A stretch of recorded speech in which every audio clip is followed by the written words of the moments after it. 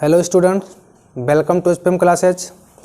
आज की वीडियो में हम लोग पढ़ेंगे प्रिज्म द्वारा प्रकाश का अपवर्तन। आज का हमारा जो टॉपिक है वो है प्रिज्म के द्वारा प्रकाश का अपवर्तन। अपवर्तन किसे कहते हैं ये आप आगे पढ़ चुके हैं। अपवर्तन की घटना कैसी होती है इसके बारे में आपको बताया जा चुका है। आज हमें पढ़ना है कि प्रिज्म से प्रकाश का अपवर्तन किस तरह से होता है। तो प्रिज्म से प्रकाश का अपवर्तन जानने के पहले हमारे लिए ये जानना आवश्यक होता है कि प्रिज्म कहते किसे हैं, प्रिज्म की परिभाषा क्या है, या हम कौन सी आकृति को प्रिज्म कहते हैं। तो प्रिज्म के लिए आपको एक बात ध्यान रखनी है, दो त्रिभुजाकार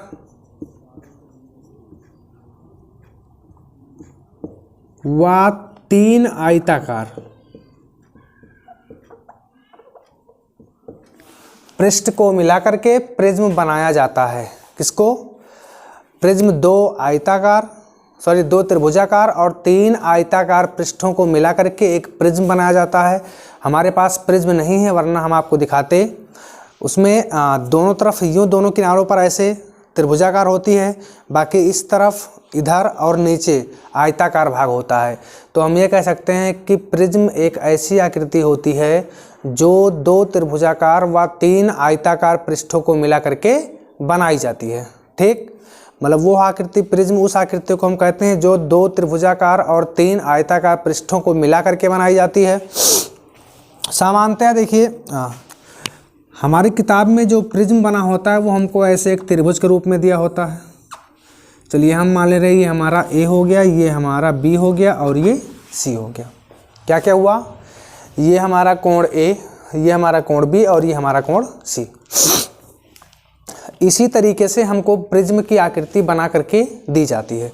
अब देखिए हमें करना क्या है, हमें इस प्रिज्म में, प्रिज्म के पहले, प्रिज्म के भीतर, प्रिज्म के बाद अपवर्तन की घटना होती है। प्रकाश की किरणें किस तरफ जाती हैं, कहाँ जाती हैं और कैसे जाती हैं, ये चीज़ें हमको ध्यान करना है। इसी चीज़ के बारे में हमको पढ़ना है। अर्थात प्रिज्म में प्रकाश का अपवर्तन कैसे होता है ये हमारा टॉपिक है।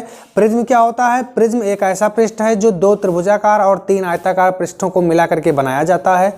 अब देखिए हम ये मान ले रहे हैं कि यहाँ से हमारे पास एक प्रकाश की कोई किरण है पी क्यू। कौन सी किरण? P Q. ये प्रिज्म के इस पृष्ठ पर बिंदु क्यू पर आपतित हो रही है। क्या हो रही है? प्रिज्म के इस भुजा ए बी के बिंदु क्यू पर वो आपतित हो रही है। अब आपको पता है इस प्रिज्म के पहले का माध्यम क्या है? N1। इसको आप विरल मान सकते हैं। प्रिज्म के भीतर क्या हो जाएगा? N2।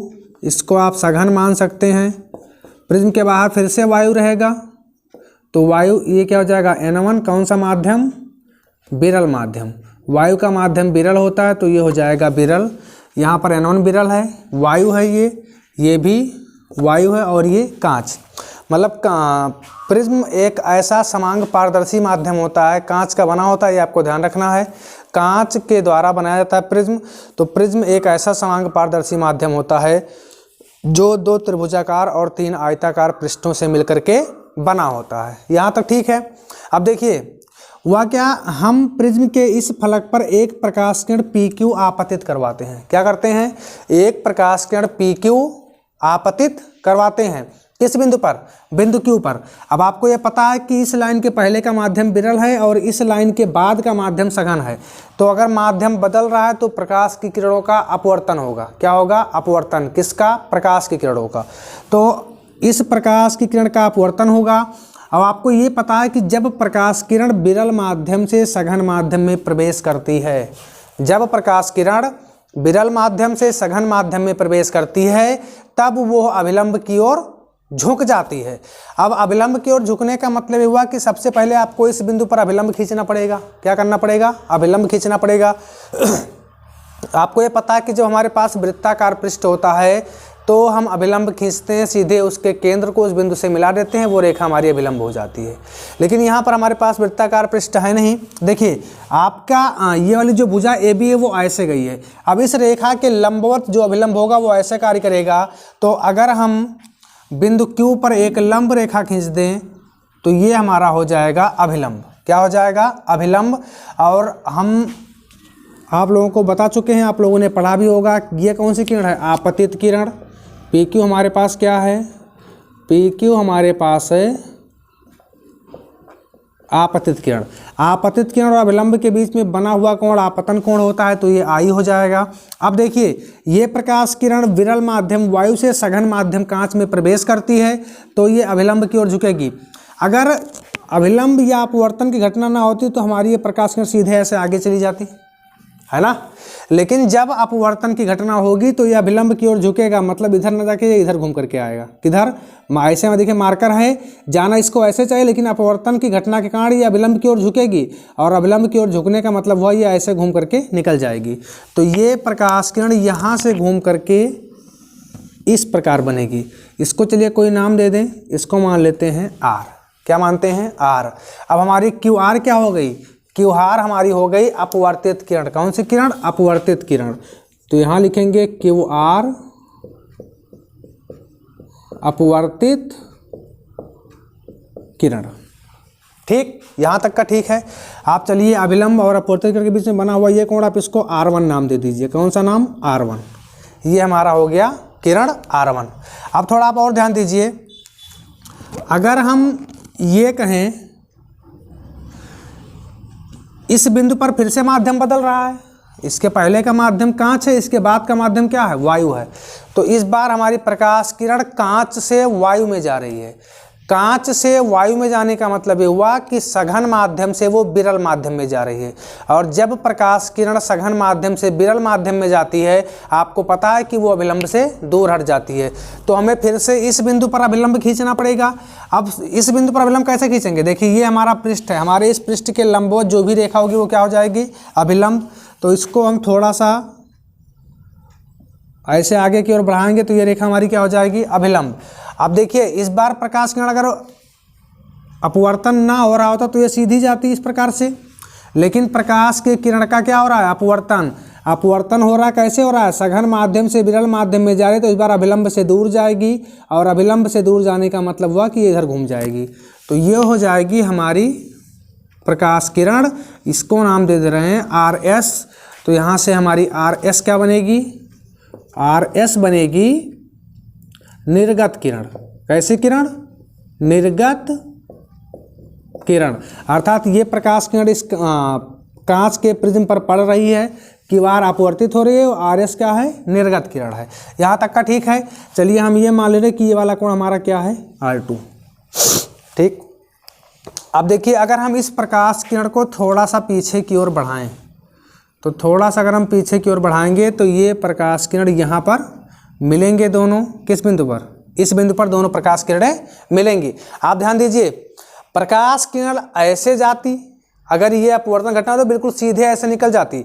अपवर्तन की घटना के कारण प्रकाश किरण अपने मार्ग से विक्षेपित हो रही है। तो अगर ये प्रकाश किरण सीधे ऐसे जाती, लेकिन सीधे ये प्रकाश किरण ऐसे ना जा करके अपवर्तन की घटना के कारण इधर जाने के बाद फिर इधर घूम रही है। कहाँ? सीधे जाने के बाद फिर यहाँ से किधर घूम रही? इधर। अगर हम इसको पीछे बढ़ा के देखें तो हमको ये लग रहा है कि ये प्रकाश किरण सीधी यहाँ तक जा रही, फिर कहाँ घूम रही? नीचे की ओर। तो यहाँ पर ये जो कोण बनता है इसको हम लिखते हैं डेल्टा, और इस डेल्टा को कहते हैं विचलन कोण। क्या कहेंगे? विचलन कोण। डेल्टा हमारा क्या है? डेल्टा हमारा विचलन कोण हो गया। कैसा कोण? विचलन कोण। ठीक। अब यहाँ तक का ठीक है। अब एक बात बताइए, आप लोगों ने पढ़ा होगा दो तिर्यक रेखाओं के कटान बिंदु पर आमने सामने बने हुए कोण परस्पर बराबर होते हैं, वे शीर्षाभिमुख कोण कहलाते हैं। तो ध्यान दीजिए, अगर ये पूरा कोण हमारा I था तो ये पूरा कोण कितना हो जाएगा? I होना चाहिए।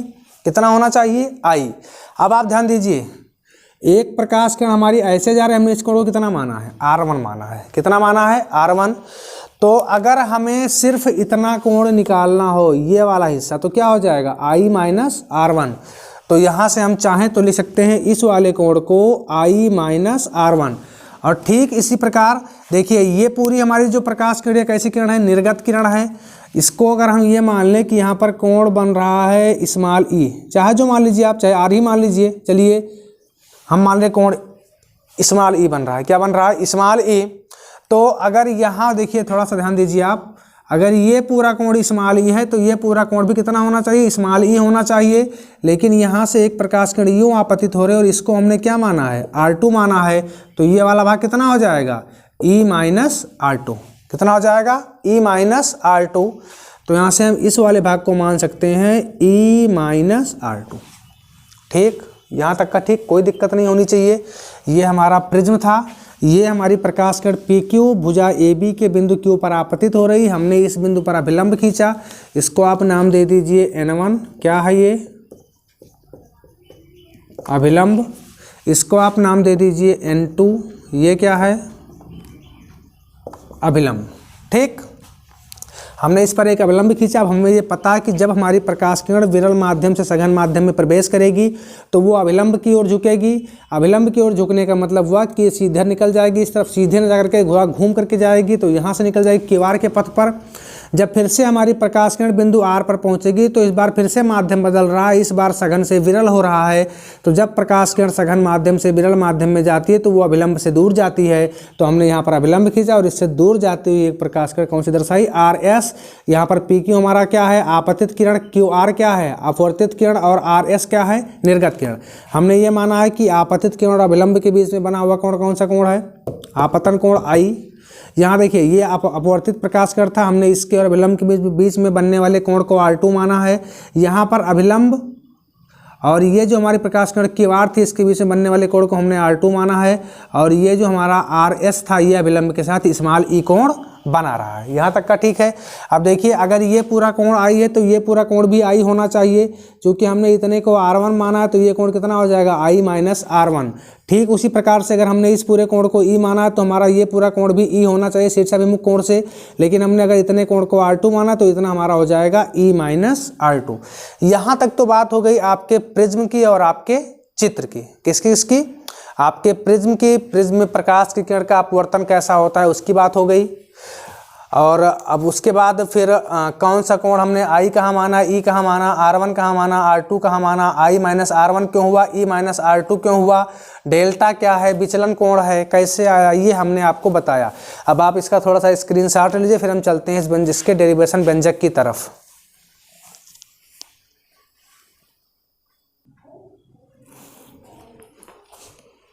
चलिए फिर हम चलते हैं डेरिवेशन की तरफ। देखिए, ये जो कोण ए है ये आपका क्या है? अपवर्तक कोण है। कोण ए को कहा जाता है अपवर्तक कोण। और ये जो दोनों हमारा पूरा भुजा है AB और AC, इस AB और AC को अपवर्तक पृष्ठ कहते हैं। क्या कहते हैं? अपवर्तक पृष्ठ। अब देखिए, आपको इस चित्र में लिखना क्या क्या है, इस चित्र की रचना को होगी सबसे पहले आपको जानना ये आवश्यक है।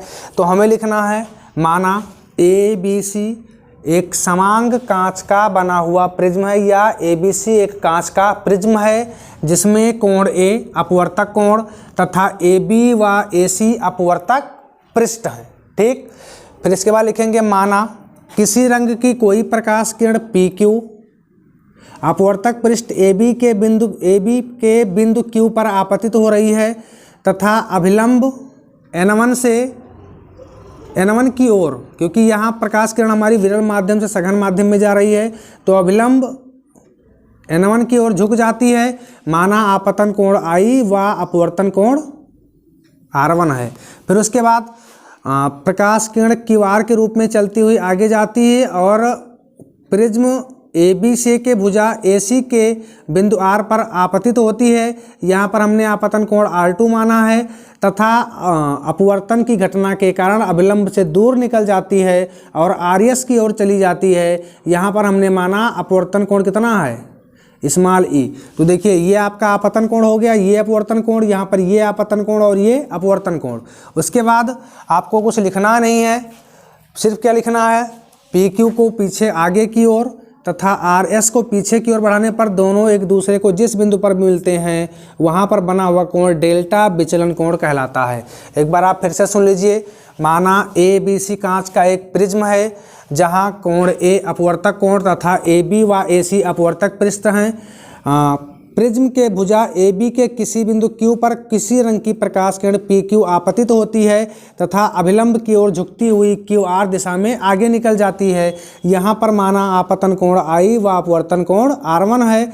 पुनः जब प्रकाश किरण बिंदु R पर पहुंचती है तो अपवर्तक पृष्ठ AC के द्वारा अपवर्तन के कारण RS की ओर चली जाती है। यहाँ पर आपतन कोण R2 व अपवर्तन कोण e है। ठीक, भुजा PQ को आगे की ओर और RS को पीछे की ओर बढ़ाने पर दोनों एक दूसरे को जिस बिंदु पर मिलते हैं वहां पर बाहर की ओर बना हुआ कोण डेल्टा विचलन कोण कहलाता है। ठीक, यहाँ तक का ठीक है। अब आप देखिए, अगर आप चले डेरिवेशन की तरफ तो यहाँ से देखिए, आपको इसको आप मान लीजिए M और इसको मान लीजिए N। AQMR चतुर्भुज बन रहा है कि नहीं बन रहा है? AQMR चतुर्भुज बन रहा है तो लिखेंगे चतुर्भुज AQMR में आपको ये पता है कि चतुर्भुज के चारों कोणों का योगफल कितना होता है? 360 अंश। तो कहने का मतलब ये हुआ, अगर यहाँ पर हम कोण A प्लस कोण, एक तो कोण A हो गया, प्लस कोण AQM प्लस कोण AQM प्लस कोण QMR प्लस कोण QMR प्लस कोण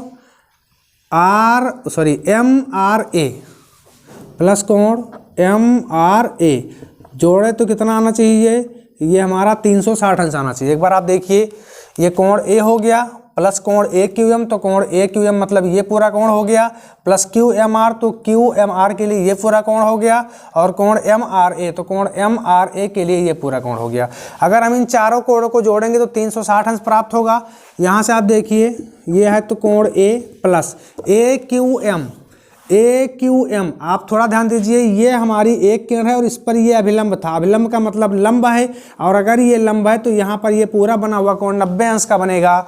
तो यहाँ पर हम AQM के स्थान पर क्या लिखेंगे? 90 अंश प्लस QMR को वैसे ही आप रहने दीजिए, QMR और प्लस कोण QMR के बाद में देखिए MRA के लिए ये प्रकाश किरण हमारी अभिलंब थी, तो ये पूरा कोण कितने अंश का बनेगा? 90 अंश का बनेगा। तो यहाँ भी प्लस 90 बराबर ये हो जाएगा 360। यहाँ से आप इसको ले सकते हैं कोण A प्लस कोण QMR प्लस 90 और 90 180 बराबर हो जाएगा 360 अंश, या कोण A प्लस कोण QMR बराबर 360 माइनस 180, तो कोण A प्लस कोण QMR बराबर 180 अंश, या कोण A बराबर यहाँ से हमको मिलेगा 180 माइनस QMR। इसको आप मान लीजिए समीकरण नंबर फर्स्ट। ठीक, यहाँ तक का ठीक था। हमने किया क्या है? हमने चतुर्भुज AQM और R लिया, और आपको पता है कि चतुर्भुज के चारों कोणों का योगफल 360 अंश होता है। तो हमने चारों कोणों को जोड़ा, चारों कोणों को जोड़ने के बाद कोण ये पहला, दूसरा, तीसरा, चौथा, हमने इन चारों को मिलाकर 360 कर दिया।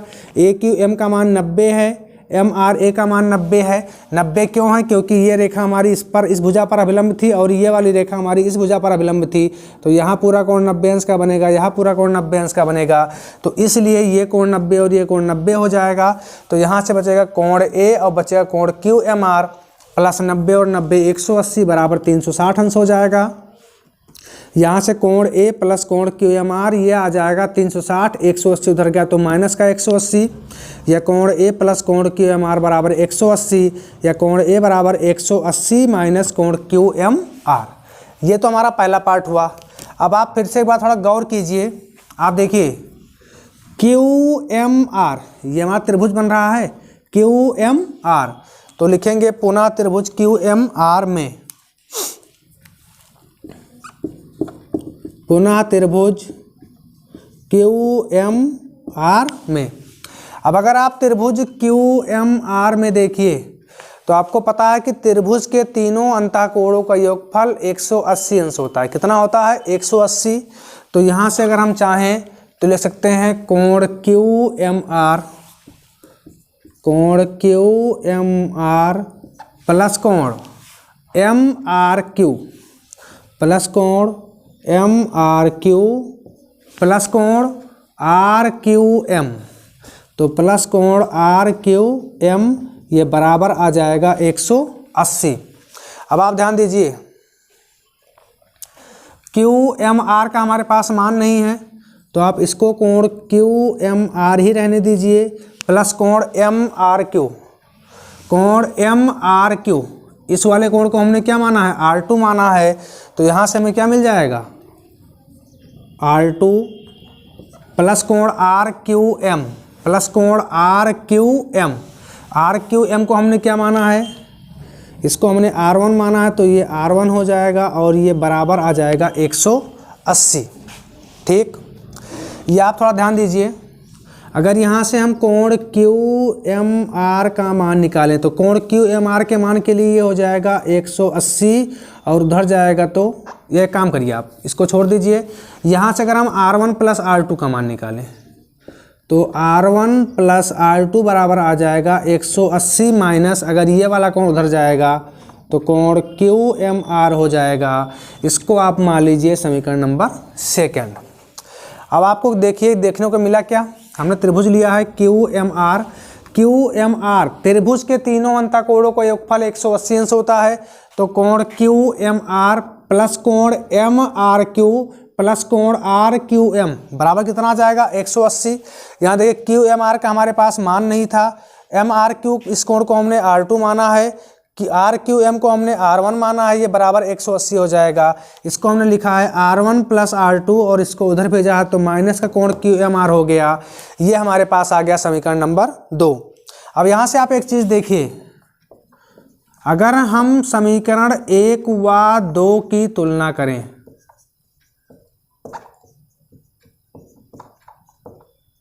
समीकरण 1 व 2 की तुलना करने पर, अगर आप समीकरण 1 और 2 की तुलना करें तो यहाँ से आपको दिखेगा कि ये पूरा पक्ष इस पूरे पक्ष के बराबर है। मतलब समीकरण 1 का दाहिना वाला पक्ष समीकरण 2 का दाहिना वाला पक्ष बराबर है, तो इसके दोनों पक्ष अर्थात बायां पक्ष समीकरण 1 का, बायां पक्ष समीकरण 1 का, दोनों क्या हो जाएंगे बराबर हो जाएंगे। तो यहाँ से हम लिख सकते हैं कोण A बराबर R1 प्लस R2, ये आपके पास आ गया समीकरण नंबर 3। ठीक, आप फिर से देखिए, आपको यहाँ से NQR त्रिभुज NQR में अगर आप NQR की आकृति देखिए, एक भुजा ऐसे है, एक ऐसे है और एक ऐसे है, यहाँ पर हमारे पास बन रहा है डेल्टा। ठीक, आपको पता है कि इस त्रिभुज के लिए ये वाला कोण बहिष्कोण है और इस बहिष्कोण का मान इसके और इसके योग के बराबर होता है, क्योंकि आपको बहुत बार बताया जा चुका है कि किसी त्रिभुज में बहिष्कोण का मान उसके सुदूर स्थित अंतःकोणों के योग के बराबर होता है। तो लिखेंगे त्रिभुज NQR में डेल्टा बहिष्कोण है, डेल्टा बहिष्कोण है, अतः अगर डेल्टा बहिष्कोण है तो डेल्टा का मान किसके, इसके और इसके योग के बराबर हो जाएगा। तो डेल्टा बराबर हमको मिलेगा I minus R1 plus E minus R2। यहाँ से आप चाहें तो इसको लिख सकते हैं डेल्टा बराबर I प्लस E, यहाँ बचेगा माइनस का R1 और माइनस का R2, या डेल्टा बराबर I प्लस E, यहाँ से अगर आप माइनस का मान ले लीजिए तो R1 प्लस R2, या डेल्टा बराबर ये हो जाएगा I प्लस E और माइनस का R1 प्लस R2 हमारे पास है। और यहाँ आप देखिए R1 प्लस R2 किसके बराबर था, कोण A के बराबर था, तो यहाँ पर माइनस का कोण A हो जाएगा, ये समीकरण नंबर 4। और यहाँ आप लिख सकते हैं समीकरण 3 से। यहाँ तक का आप एक बार स्क्रीनशॉट ले लीजिए, क्योंकि फिर हमें बोर्ड को साफ करना पड़ेगा। तो आप इसका स्क्रीनशॉट लीजिए, फिर आपको आगे बताया जा रहा है।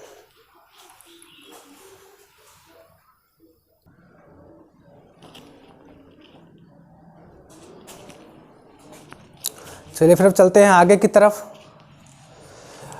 यहाँ से आप देखिए, अगर न्यूनतम विचलन की स्थिति हो, किसकी, न्यूनतम विचलन की स्थिति में,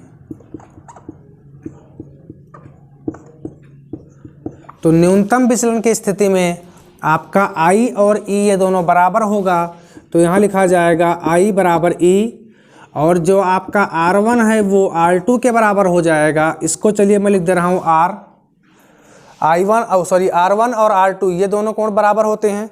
अगर आप यहाँ पर R और R डैश मानेंगे तो आप लिखेंगे R बराबर R डैश। हमने इसको R1 और R2 माना था, तो हमने लिखा है R1 बराबर R2, इसको हमने क्या मान लिया है, R मान लिया है। और जो हमारे पास डेल्टा था वो हो जाएगा डेल्टा M। अगर हमारे पास डेल्टा का मान डेल्टा M हो जाएगा, तब अगर हम समीकरण 3 से देखें तो समीकरण 3 हमारे पास था कोण A बराबर R1 प्लस R2, तो यहाँ पर हम R प्लस R लिखते हैं, तो R और R 2R हो जाएगा, ये बराबर A हो जाएगा, और R बराबर A/2। यहाँ से हमको R का मान मिल चुका है। फिर आप देखिए, अगर समीकरण 3 से देखा जाए,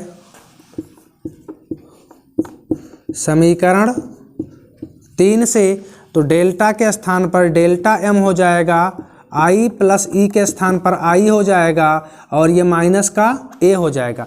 अगर आप इस A को इधर लेकर के आएंगे तो ये माइनस उधर माइनस में इधर आके क्या हो जाएगा, प्लस का हो जाएगा। तो अगर ये आकर के इधर का प्लस का हो जाएगा, तो यहाँ से हम इसको लिख सकते हैं डेल्टा M, अगर ये इधर आया तो A प्लस में हो जाएगा, बराबर I और I 2I हो जाएगा। या यहाँ से हम लिख सकते हैं I बराबर A प्लस डेल्टा M बटे में 2। ये हमारे पास आ चुका है R का मान, मतलब यहाँ से I का मान आ चुका है, R का मान पहले ही आ चुका था। अब जब हमारे पास I और R का मान आ चुका है, तो यहाँ से आपको करना क्या है, आपको कुछ नहीं करना है, सिर्फ लिखना है स्नेल के नियम से। तो स्नेल के नियम से आपको पता है, स्नेल का नियम है साइन I बटे साइन R, ये बराबर होता है N2 अपान N1 के। इसको आप चाहें तो N21 लिख सकते हैं, या आप चाहें तो केवल N लिख सकते हैं, आपकी स्वेच्छा। आप चाहे ऐसा लिखें, चाहे ऐसा लिखें, और चाहे ऐसा लिखें, ये तीनों परिस्थितियां सही मानी जाती हैं। अब देखिए, ये हो जाएगा साइन I का मान कितना हमारे पास आया था, A/2, तो यहाँ से हो जाएगा साइन A/2 पूरे का बटे साइन R के स्थान पर क्या हो जाएगा, थोड़ा उल्टा हो गया, I का मान यहाँ पर रखा जाएगा। तो I का मान हमारे पास है A प्लस डेल्टा M अपान 2, और बटे में साइन R का मान हमारे पास है A/2, ये बराबर हो जाएगा N। आप इस सूत्र को चाहें तो लिख सकते हैं N बराबर sine A plus delta M/2, और पूरे का बटे, यहाँ पर पूरे का बटे रहेगा, थोड़ा आप ध्यान दीजिएगा, यहाँ भी ये पूरे का बटे रहेगा, तो A प्लस डेल्टा M/2 और पूरे का बटे साइन A/2। ये आपका फार्मूला है प्रिज्म के द्वारा प्रकाश के अपवर्तन के लिए। एक बार मैं थोड़ा सूत्र चेक कर लूँ। हाँ, सही है। ये आपका किसी प्रिज्म के द्वारा प्रकाश की किरणों में होने वाले अपवर्तन के लिए फार्मूला है। यहाँ पर आपको ध्यान देना है, A क्या है, A है अपवर्तक कोण, ये देखिए लिखा हुआ है अपवर्तक कोण। ये क्या है, A हमारे पास है अपवर्तक कोण। डेल्टा M क्या है, डेल्टा M हमारे पास है न्यूनतम विचलन। क्या है, न्यूनतम विचलन। और आपको पता है A क्या है, अपवर्तक कोण। यहाँ से देखिए, यहाँ तक का तो मैंने आपको पहले ही बता रखा था, मैंने कुछ नहीं किया है, सिर्फ मैंने कंडीशन ली है न्यूनतम विचलन की स्थिति में। तो जब हम न्यूनतम विचलन की स्थिति में आते हैं, तो यहाँ पर आपतन कोण, इस तरफ निर्गत कोण जो विलंब के साथ बनाती है प्रकाश किरण, उसके द्वारा बना हुआ कोण दोनों बराबर होते हैं। मतलब ये पूरा कोण इधर अभिलंब और आपतित किरण के बीच में बना हुआ कोण अभिलंब और निर्गत किरण के बीच में बने हुए कोण के बराबर होता है। ऐसा तब होता है जब स्थिति न्यूनतम विचलन की हो। कहने का मतलब ये हुआ कि न्यूनतम विचलन की स्थिति में I और E दोनों बराबर होंगे। तो मैंने यहाँ पर लिखा है I किसके बराबर है, E के बराबर है। फिर उसके बाद मैंने लिखा है R1 बराबर R2 होगा। अब मैंने R1 बराबर R2 लिखने के बाद दोनों को मैंने R मान लिया है, तो यहाँ से मैंने लिखा R1 बराबर R2 बराबर R। और जब न्यूनतम विचलन की स्थिति होगी तो जो डेल्टा लिखा हुआ है वो डेल्टा M का अर्थ मिनिमम होता है, मतलब कम से कम न्यूनतम। तो डेल्टा क्या हो जाएगा, डेल्टा M हो जाएगा। अब अगर हम इस मानों को रखें समीकरण नंबर 3 में, तो आपको पता है ये a बराबर R1 के स्थान पर R, R2 के स्थान पर R, तो a बराबर R प्लस R या 2R हो जाएगा। ये लिखा हुआ a बराबर R प्लस R या 2R बराबर a या R बराबर a बटे 2। फिर अगर हम समीकरण नंबर 3 को लेते हैं तो यहाँ देखिए डेल्टा बराबर I प्लस E के स्थान पर क्या हो जाएगा, I, तो I प्लस I और माइनस A। देखिए I plus I minus A। अब आपको पता है और I क्या हो जाएगा, 2I हो जाएगा। ये माइनस का A अगर इधर चला है तो किसका A हो जाएगा, प्लस का A हो जाएगा। तो ये बनेगा A प्लस डेल्टा M बराबर 2I। यहाँ से अगर हम I का मान निकालें तो ये दो कहाँ, इस पूरे के बट्टे में चला जाएगा, तो ये A प्लस डेल्टा M अपान 2 हो गया। यहाँ से अब क्या किया गया, यहाँ से अब स्नेल का नियम लगाया गया। आपको पता है स्नेल का नियम क्या होता है, साइन I बटे साइन R बराबर N2 अपान N1, या इसको आप N21 लिखें या N लिखें, सब एक ही बात है। अब देखिए I का मान क्या था, A प्लस डेल्टा M बटे 2, और R का मान क्या था, A बाई 2। तो यहाँ से हमको सूत्र मिला N बराबर sine A plus delta M बटे 2 और पूरे का बटे साइन A बटे 2। यहाँ से A क्या है, अपवर्तक कोण क्या है, डेल्टा M क्या है, न्यूनतम विचलन है। तो यहाँ से आपका आज ये क्लास आज यहीं समाप्त किया जाता है। अगर आपको इस पूरे वीडियो में कहीं भी दिक्कत होगी तो आप नीचे कमेंट करिएगा, और अगर आपको वीडियो पसंद आ रहा है तो प्लीज़ इसको आप लाइक करिए, कमेंट करिए और सब्सक्राइब करिए। धन्यवाद।